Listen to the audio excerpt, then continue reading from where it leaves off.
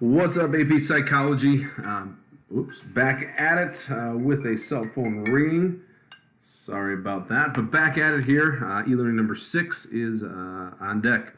Hopefully everyone is doing well. It's awesome seeing some of you guys who are participating in those Quarantine Spirit Week days. Today was Wacky Snacky Wednesday, which is awesome. Make sure you're checking out all the teachers and students who are posting on that with PHS Spirit 2020. Tomorrow is Thankful Thursday. Pretty good one to be able to step back and give some thanks for people in your life during a pretty hard time. So, again, speaking of that hard time, I get it. I just got done watching the news recap with President Trump, and things are still chaotic and still difficult. But keep your chin up. Keep focused on what you can control. We'll get through this together. Okay. All right, so today, obviously, we do have our next round of March Madness. Make sure you are going on to challenge.com and voting. You can see the winners from this past round are listed.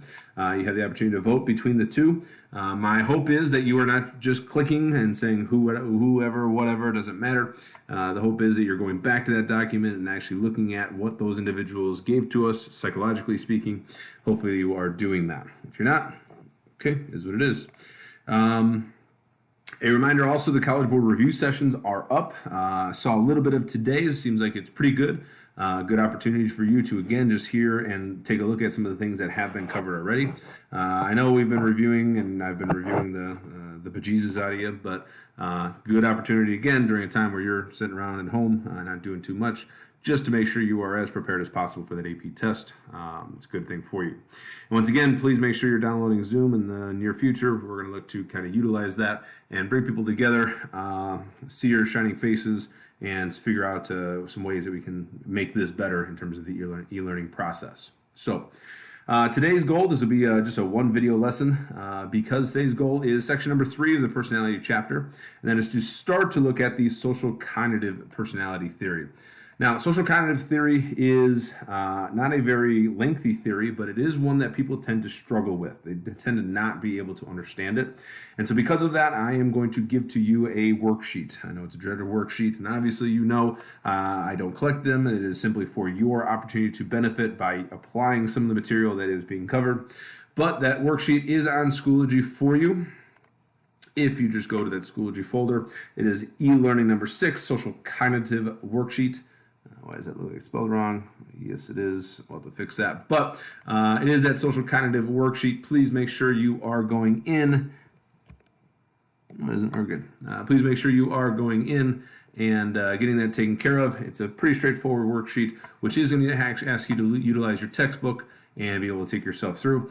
Of course, if you didn't listen to directions and you didn't bring your textbook home, then we're at a standstill.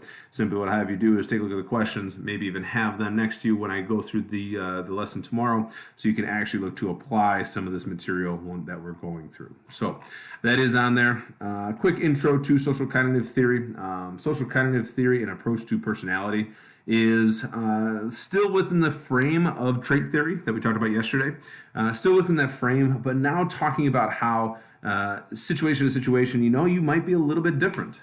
Trait theory, if you remember, one of the base assumptions is that you are going to be the same and stable throughout situations and throughout time.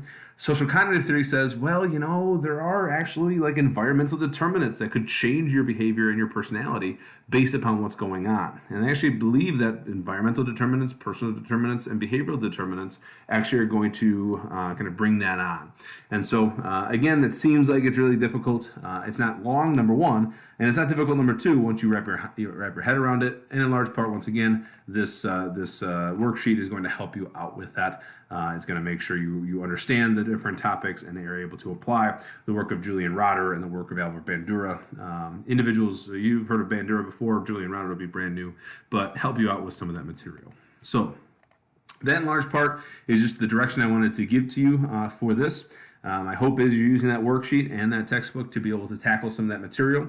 Obviously tomorrow I'm going to go over and review everything within that PowerPoint, but I just want to make sure this is a tough one. People tend to struggle with this. even on the AP test. So I want to make sure you're good to go by you kind of carving through some of the material first and then allowing me to kind of tackle some of the misconceptions that might apply. So that is that for today. I do hope everyone's doing all right. I miss you guys. Keep your chin up once again during a tough time. But again, I like the work that you guys are doing, that I'm seeing you guys have the opportunity to do. And I'm excited to be able to, at some point, to be able to download a Zoom meeting to be able to do some more for you guys. So, of course, if you ever need anything, you know my email address. You know how to get in contact with me. All you have to do is send a quick email, and I'll help you out with whatever you got. But you guys take care. Stay safe. Wash your hands. Stay inside. Bye-bye.